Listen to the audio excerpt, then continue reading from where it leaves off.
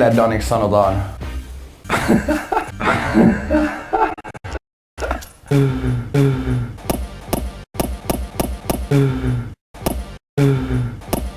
Ei noita naisia ollut niin paljon. No siis mun parisuhteessa se ei tarttunut. Et mikä menee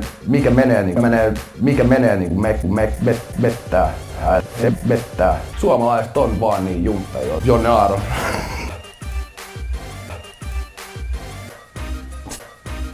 Seiska.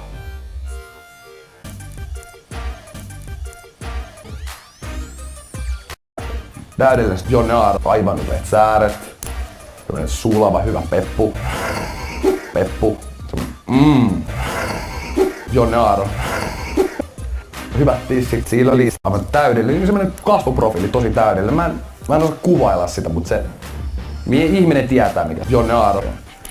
Semmoinen vaalea, semipitkät hiukset. Jonne Aaro.